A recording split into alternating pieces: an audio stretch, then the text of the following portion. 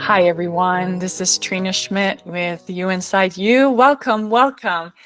This is the podcast where you discover how to know, recognize, and trust the voice of your true self. And today I have with me a very, very dear friend all the way across the other side of the world. Her name is Melinda Cates. She is a transformational guide for authentic leadership. She helps unconventional, truth-driven leaders to reclaim their authenticity, their own power, and make an impact. She helps them embrace their too much as a strength, creating spaces for connection. She empowers them to lead with integrity, confidence, and purpose without dimming their light. So welcome to the stage, Melinda. Oh, Trina, it is so beautiful to see you, and it is such a pleasure and an honor to be here. And I immediately feel that connection with you again, that energy we felt the first time we actually, I don't know, our souls connected while we were on a pod. No, it wasn't a podcast; it was a masterclass somewhere. So Yeah. it is a pleasure to be here, sweetheart. Thank you. Thank you so much. You know, recently, and I love that you're on the podcast right now because I've been thinking a lot about what is success.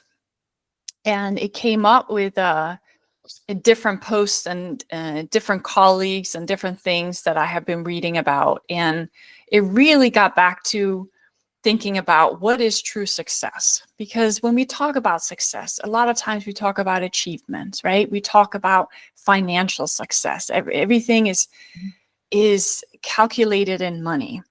And I would say that success starts with the you inside you. That the you inside you is the roadmap and the roadway to success.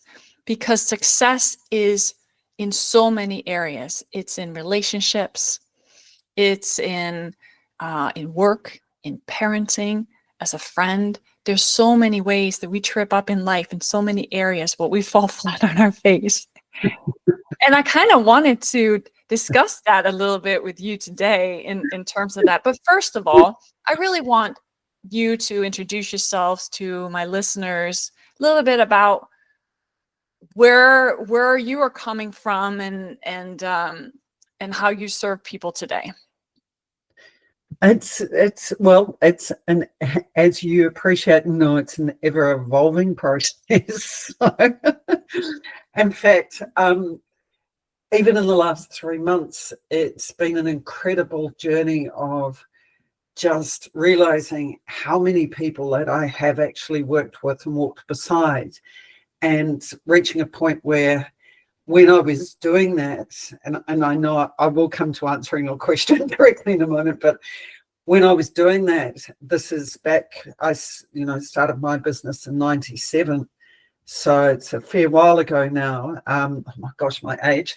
And right through to 2016, I was someone who was one of the few that was paving the way with personal development. But it wasn't just personal development. I was someone who never fitted in all my life. And I'll come back to the reasons for that. So I created I knew fitting in was about fitting in me. Mm. And then wherever I was, fitting in the outside world was actually irrelevant. And anybody that did have reactions to me, as long as I wasn't doing anything to contribute to those reactions, then that was the gift that they were going through and they're processing. And essentially, I suppose their soul connecting to being called to do something different, whether they chose to or not. So I created a business that was quite unique. And it's interesting, I have CEOs and managers from back then who still say to me, do you realize how revolutionary the stuff was that we were doing back then? And no, I didn't.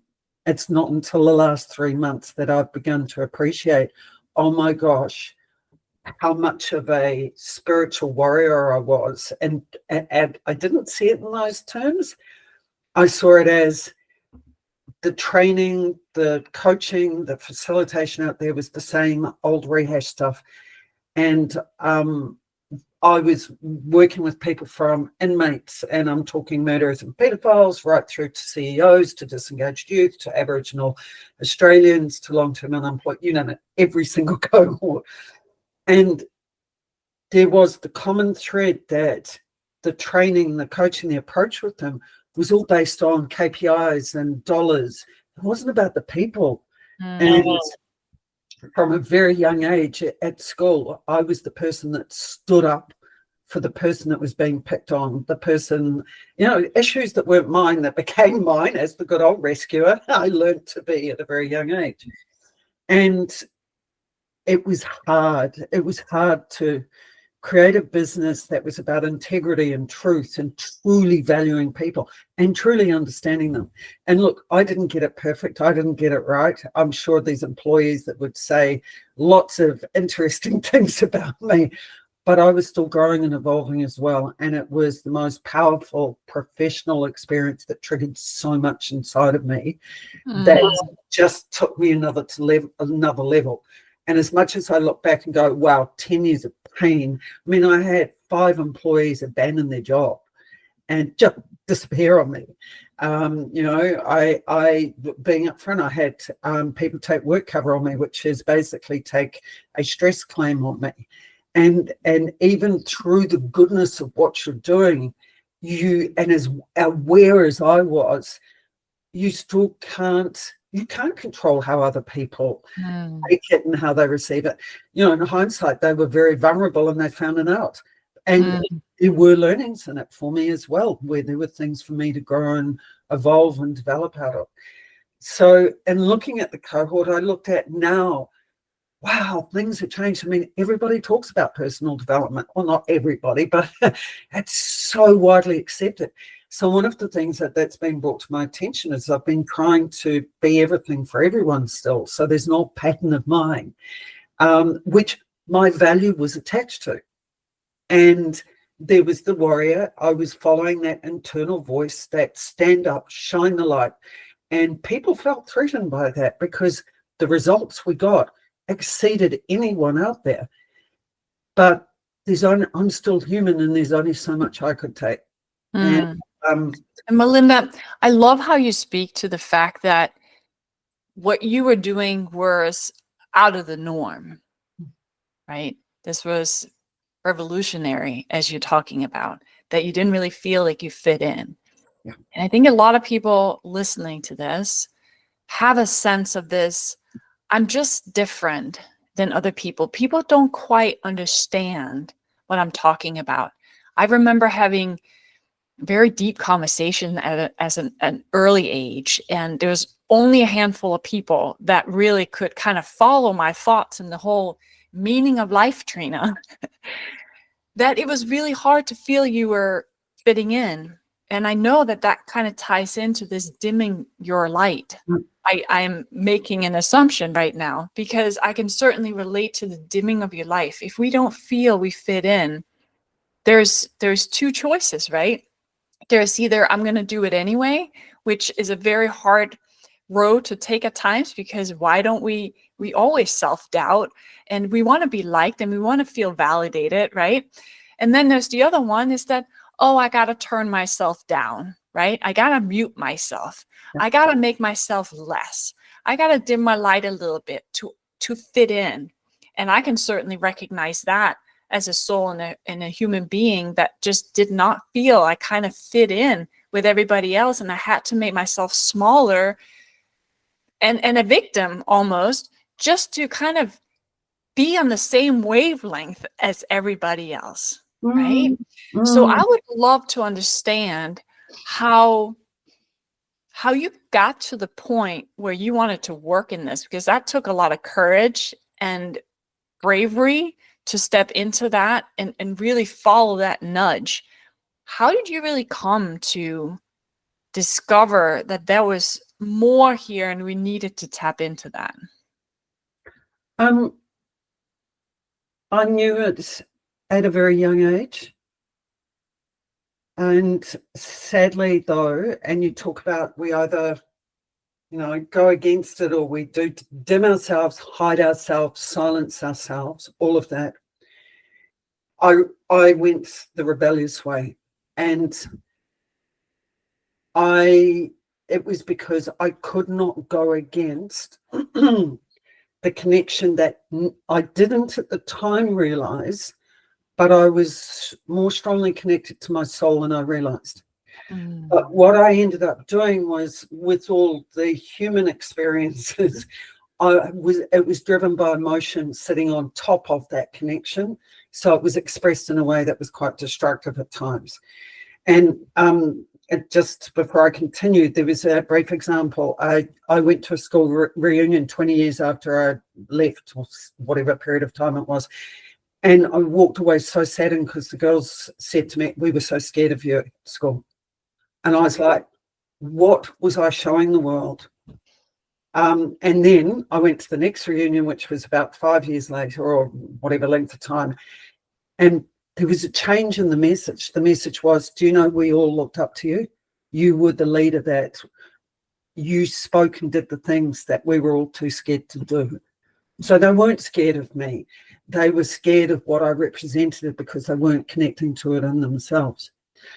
I have a mother that has exposed me to so much as far as astrology, meditation. She's a warrior in her way, that she stood up for the people.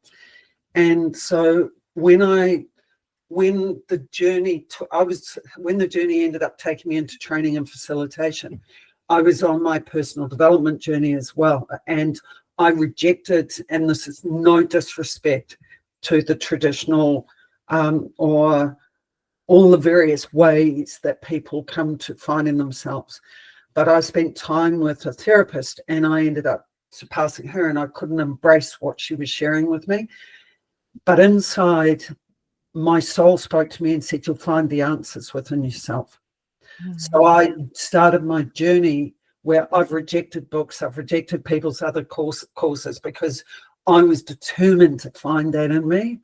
Yeah. And in that process, my facilitation and also the personal development came together.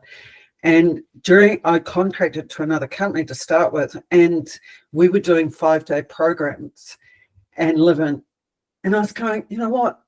The power's coming from when we throw the content out. Not that the people who contracted me would have appreciated that. But when I actually sit and we start exploring the real stuff that's sitting there with the people. And so I left them and started, I just conveniently had met a Scottish guy him and I sat, and we'd met in work, and we sat and we said, this is all bullshit. And I said, I believe we can go in and facilitate people's process and help the people find the answers in themselves, not us give it to them. So we started with a huge corporate in Australia, and we went through a huge culture development process with them. And then as part of that, they came and did my I Make a Difference course. So the leaders actually, and a lot of the supervisors, went to a deeper level of connecting to their true self and bringing that into the environment. And this was sawmills.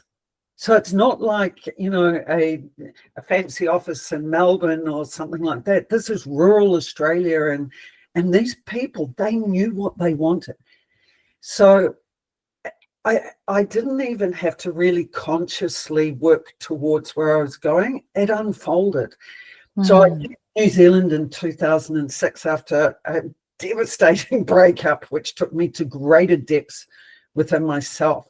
Because when you're delivering a personal development program and going through a grief process, you can imagine how much is triggered.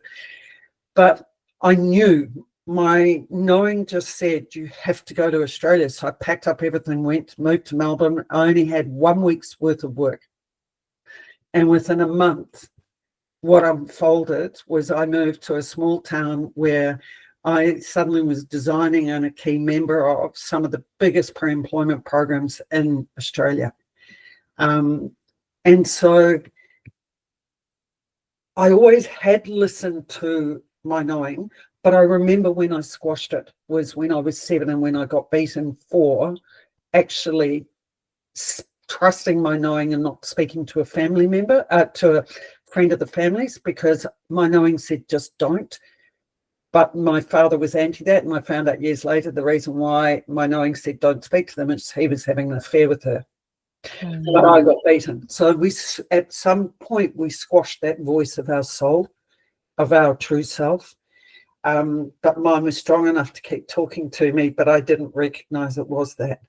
So through the personal growth I've done, a lot of people call it their intuition, their gut feeling. There's various forms for it, and even your higher self. And I view it as, I remember distinctly in about 2001 and went, and I know people talk about downloads, and it stopped being a download and it started coming from within the voice. So I knew at that point I brought that higher self of me into my being, and it was, I want to clear every emotion, every past belief that's limiting, blocking, so that I fully hear and embrace that part of me, so that I'm living it and being guided by it. I love that. The true self, and I love how you kind of define it, because I think we all have kind of our own version of what that means and what that looks like and what it feels. There's different nuances. This is not a universal thing. I think most people that kind of awakened to that voice know exactly what we're talking about, right? But we call it maybe something different. It's like different religions under spirituality, right? So thank you for sharing that definition. And I love how you brought that true self aspect into leadership.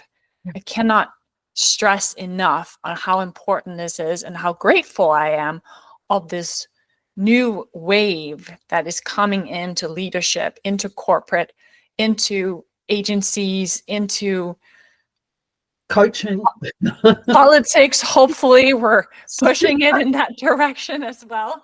But you're starting to see it. You're starting to see people showing up more as who they are. And especially in contrast, you'll see it even more in people showing up as their authentic selves. And for me, that is a coach working with individuals in claiming their selves, having conscious relationship, reaching relationship freedom, which really means that I don't need anybody in my life to be who I am and get my needs met. However, when I show up as who I am, I have deep and strong and connected relationships with others, conscious relationships, as I call it. This spills into everything else. Yeah. The road, the you inside you is the roadmap to success. And now you're expanding that same awareness and the same self-reflection and the same compassion you have for yourself to other people. And now you're stepping into true leadership as a parent, as a partner, in your office, the people that work for you, right? Because you're not afraid of showing up as who you are. You're not afraid of talking about emotions or leading a mindfulness exercise or doing things that actually emotionally intelligently advances you, because we now know that that is one of the leading things in leadership. So I love how you're bringing the true self into leadership, because whether you learn it through work as a leader, it will inevitably spill into who you are as a person and all the other roles that you find yourself in your life. So what is the shift that you saw or that you see in the people that you coach in leadership? What is the shift that you see when they kind of discover and know and recognize the voice of their true self? I think one of the things, firstly, is to acknowledge leadership not as a role or a title. Leadership is about being an influence, about being an inspiration. It's about being a shining light. And as you were talking, and please remind me if I go off track to ask me the question you just asked.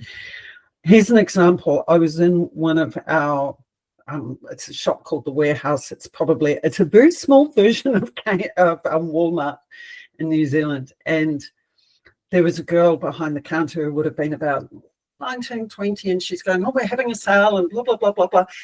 And I just stood there and I looked at her and I listened to her and I said, do you know what? You are such a gift. And she said, pardon? I said, you are not only a gift in the joy and and the energy and the enthusiasm you share, but you have such a gift at selling that's so natural. Oh, no, I've got to go and learn sales. And I said, you've already been doing this with me. And so what I did was reflect back to her what she had shared with me. That's what it's about, being interested in other people. It's about actually really, leadership for me is it's almost like being your true self becomes secondary, but it's an incredibly important step, because you get leaders that are totally focused on the other person but not themselves. So then they don't often walk the talk, or they rescue, or they're people pleasers, etc. Then you get leaders that are all about them, which there are a lot of them out there, and for a various range of reasons, they're needy or they're vulnerable, or etc. And there's no awareness of the people around them. True influence and inspiration, which are the two words that I would relate to what leadership is. And one more, the example you set. So even people who set an example that may go against what our soul is all about, they're still leaders, because there is a group of people out there that are influenced by them. And it's about us deciding what is the goodness and the rightness and the purity for us, and sharing that no matter where you are, whether it be with animals, whether it be with nature, whether it be with other people. But the second critical part is actually understanding the differences, because you're not just about our true self and the goodness and the purity. There's the human element, and we're influencing people that aren't where we're at necessarily. And so where we're at can threaten them. It can shut them down because it's unfamiliar. And we all know the moment something's unfamiliar, we get scared and we want to run away from it. So it's the approach that we take that adapts to where the person's at. So when you understand all the human processes that come with it, both in how you are on the outside, not just from the inside, then you start naturally adapting to the person in front of you.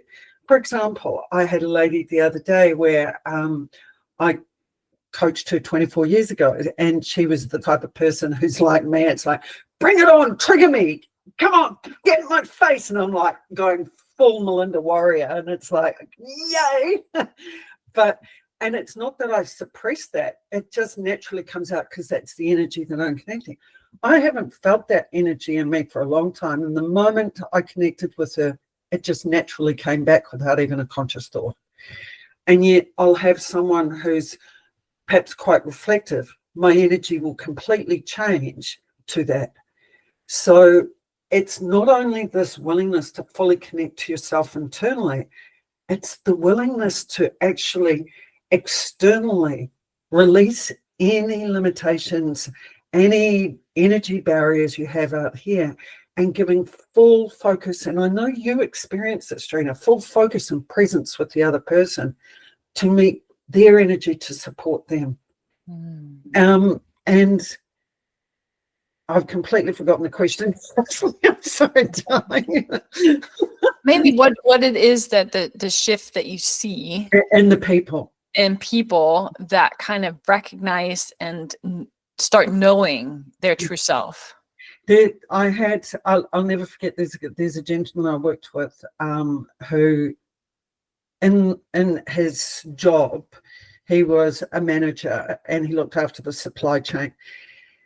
And people would call him a snob.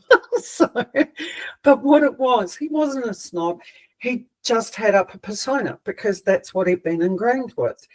And once he went through the I Make a Difference program and he connected to his true self and understood his emotions and stopped fearing them, he realized that persona was, he'd been scared of dealing with his team's emotional states because he didn't know, it triggered in him and he didn't know how to deal with that, let alone know how to deal with them.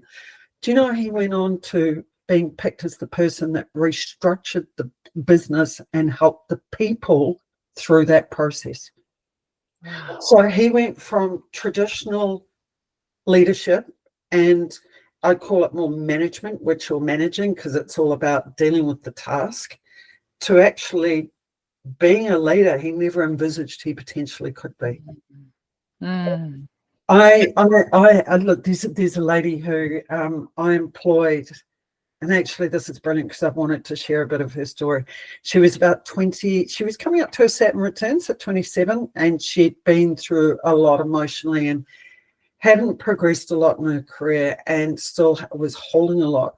And with the work that we did, she went on to be the person who sat beside me and with a knowing and picking up people from such what I loved was that practical spiritual side. She's now a general manager of a training company. Wow. And you just go, she would never have envisaged that. And then take a leader at home, a lady who came and did our program, and she was very religious. And what I loved is she wanted to share the program, but she needed to know the program aligned with her beliefs. She went through the whole Bible to check that the program was in the Bible. And interesting, in those days we gave out gemstones. A bit harder to do that online. And the gemstones she got, that was the one area she questioned, and the two she got were in the Bible. And she went home after the first part of the program and started telling her kids what they needed to do in their growth and their involvement. And she came back the next day and she said, they all shut down on me.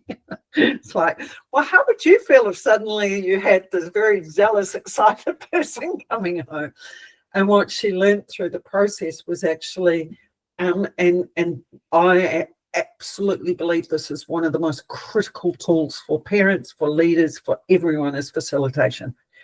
And that is, she went back home and started asking questions of her children and understanding them. And where appropriate, if it felt right or they asked, she shared some of what she was going through. There's a completely different approach to this. But when people step into that, into connecting to their true self, what they have is an insight into people that they've never had before. It's like suddenly their eyes are so wide, their energy feels so much more open. There's not the neediness coming from them to be validated by their people. There's more of a purity of empowering their people, because if they do feel needy, they own it. So it's not putting the pressure on the people or making them responsible for their processing. I love that. And I say that your transformations change generations, right? This is the ripple effect. This is the leadership that you're talking about, that as soon as we take responsibility for our life, which we can't do until we're stepping into this self-awareness that you're talking about, when we start knowing the you inside you, we start recognizing that there is a higher purpose, that there is a part inside of us that is pure and clean and whole, right? And the rest of it we can work on. Yeah. And when we get to work on that we get tremendous results. Yeah. Because we're not hiding behind these limiting beliefs anymore, and things we ought to or should do or should not do, and who we are and who we're not. It's more about what comes from my heart, right? And how can I connect with people on a deeper level so I can lead from who I am through connection, instead of I tell you what to do, right? Exactly. But it's not just us connecting with them. I know I stand still on so many occasions, but part of the initial part is you sense your energy and you feel it because you become familiar with it. I just know it now. So I can describe energy without feeling it because I just know it. And it's knowing that I've created the space for those that want to connect with me can step in, because in them stepping in, they're stepping closer to themselves. And so in the silence, in the listening, in the being, you are supporting that person to be comfortable with themselves, to step further into themselves, which is reflected in them stepping closer to you. And interesting, one of the things that has been a great indicator for me is my name. People who have called me Mins are the people who feel closer to me, who have actually generally have got closer to themselves. And the people who call me Melinda have tended to keep me at arm's length. And it's been reflective of often where they're at. So it's interesting to see the patterns that you can discover as to that.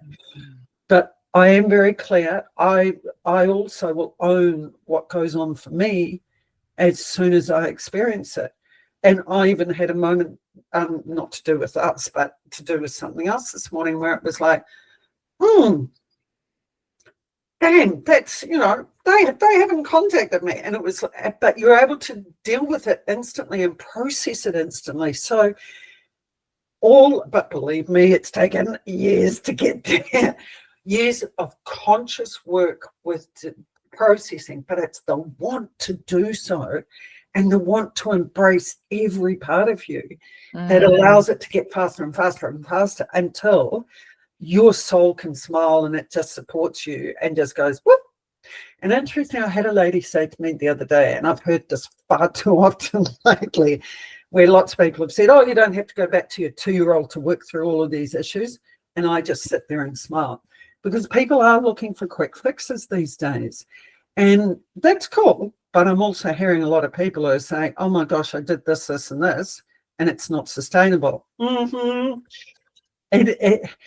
And I said, this lady said, so do I have to go back and figure out my issue relating to I think it was around money. And I said, well, only one person knows that answer. And it's not actually even you.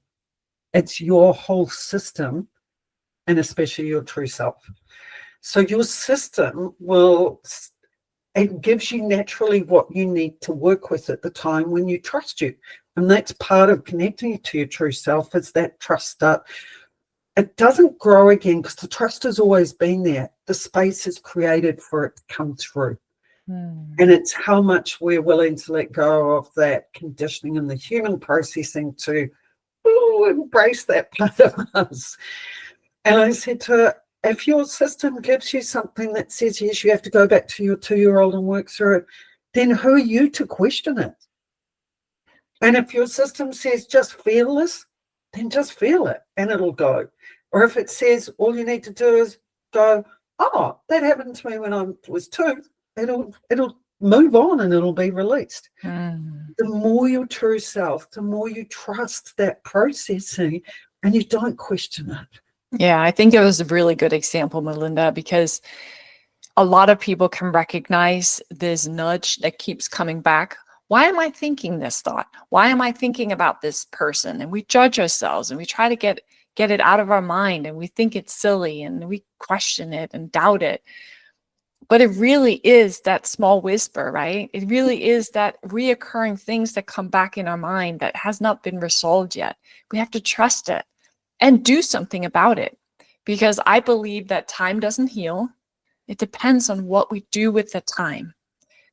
Does personal growth and healing take time? Of course it takes time, but we're not going to heal if we're not doing anything about it and we're not laying those bricks of foundation to respond with compassion and kindness and curiosity and integrate those parts in ourselves to become more whole, or rediscovering how we were whole to begin with, right? Exactly. And it's trusting that. They've got 2 parts. It's trusting yourself. You trust the process it's almost like you trust the process you've chosen to unfold for you. And when my ex left me after 13 years, it wasn't just him that I was grieving. What it was my system was going, you're now ready to dig down to the deepest parts of you. And I consciously went, people say grief takes 2 years and longer. And I went, no, I'm going deep dive on this. and this is the last time I'm ever going to have to go to the depths that I'm going to go to in this. And I just said to my system, I am totally willing, committed, take me there. And it was the grief and the rejection and the abandonment from so many situations. Now, did it mean I dealt with every single part of it? No. But what I dealt with in 8 months flat, and but that was crying every damn night and feeling and the number of journals I wrote in. But I also had someone walk beside me, a best friend, who said to me, and this is what I love, is if you ask me the same question 500 times, for you to process that out, I'm here with you. Because that question needs to be answered in every single direction possible until you run dry, until it's fully asked itself out of you. But we don't, sorry, you go. Yeah. I want to know what you have found that people get stuck in. Where do people get stuck? There's 2 areas. One of them is they look externally for the answers instead of internally. And that's where it's, a lady said to me recently, she said, I've gone and done meditation and please note, all of these tools are still valuable for various circumstances. But I've been working with her, coming up with the answers inside of herself. And she said, okay, I've been told just to release it. She kept asking the question of people over and over again.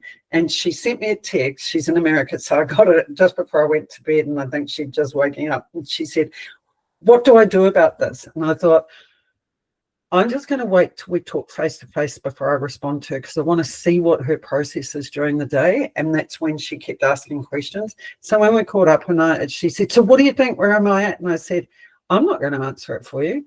Why are you not asking your soul the question and getting the answer from within you? Oh. And she went straight there, got the answer, and she said, I have made this such a long, hard journey by not asking myself the answer or the question. So it's almost like she needed a permission to ask that question and really trust the fact that, oh, wait a minute, I do have the answers inside.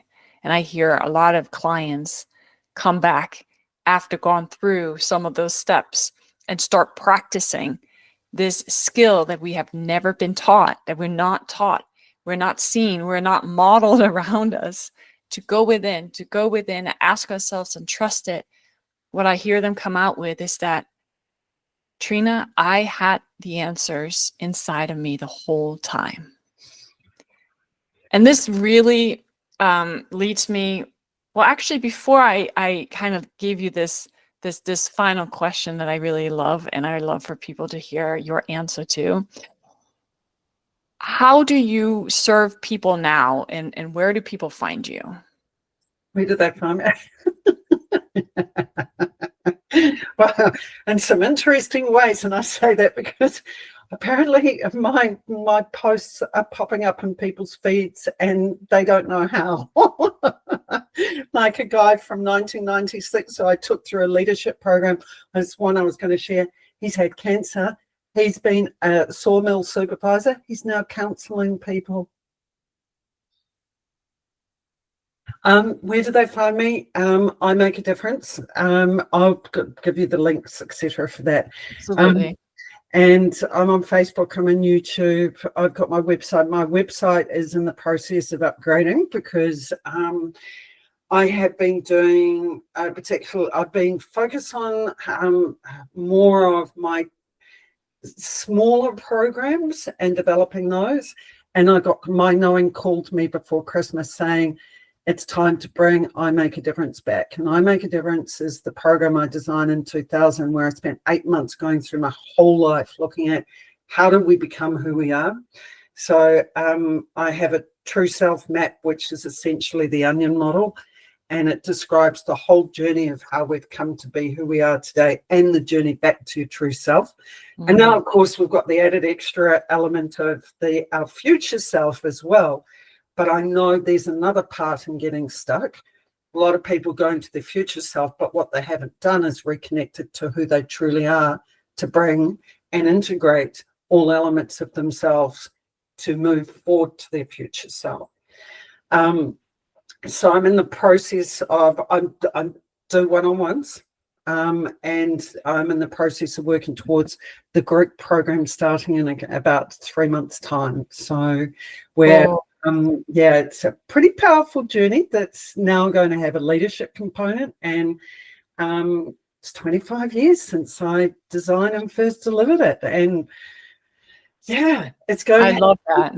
Yeah, yeah, it's all coming together, and I love how it really started so long time ago, and right now you're recognizing all the work that you have done and how it brought you to this point today.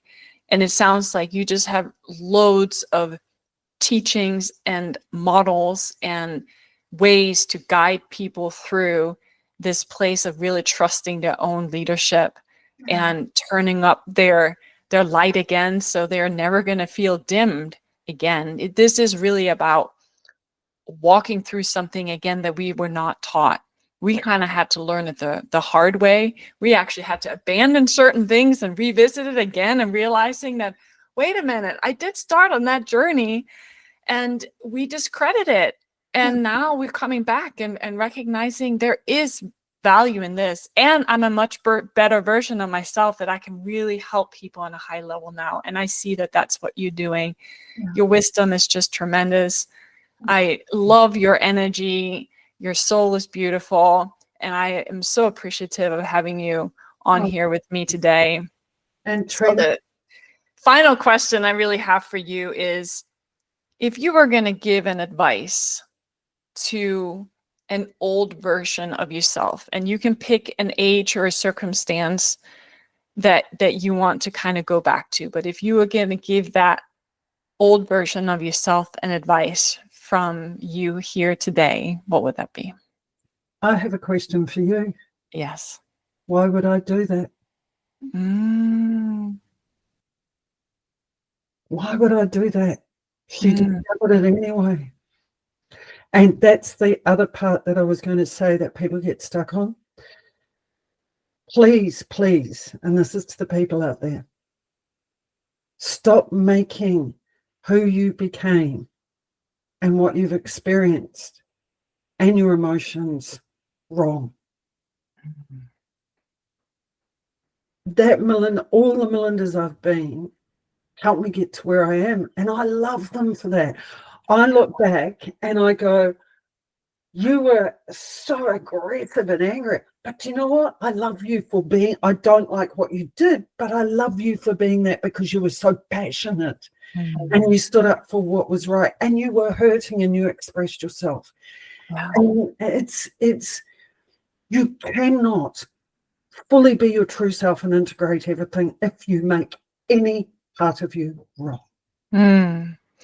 So that almost sounds like an advice in itself, in that trust the process, accept where you're at right now, embrace it, welcome it. You got it. You already have the answers, right? And that's true self-love. Yes. I love that. Thank you so much, Melinda. Oh, darling. Oh, I really look forward to this, and thank you for sharing all your wisdom with everybody. I know that we could continue this conversation all day. Just give us a cup of coffee and some nuts and some snacks and stuff, and we could sit here across time zones. And do you know what I look forward to? Because I know it's going to happen, is the day you and I get to meet face to face. Because you were the one that remembered our connection from whenever and reached out. And I am so appreciative of that, because I love you dearly, my friend. And you are doing you are sharing with people in such a pure and such a generous and such a gracious and such a powerful way. And thank you for what you are gifting to other people as well. Thank you so much for your beautiful words. All right, everybody. I really, really hope that you have enjoyed the wisdom from Melinda today. And I really hope that you remember your inner light and you turn it up bright, that you remember who you are and you start paving that road to be that spiritual warrior, as Melinda was setting an example for today. Be true to who you are, recognize the you inside you. Remember, I also have an upcoming program that I am launching, The Inner Shift. It's a 4-part series where Dr. Mona and I are guiding you through an amazing journey of getting into that deeper level. We can't always shift our energy ourselves. We do need help. We do need Yes. expert guidance to kind of get higher and get to the next level. So that is what we're launching. If you're interested in that, let me know. We're going to be doing that in April coming up. So thank you so much for being with us here today. Thank you, Melinda, and everybody take care.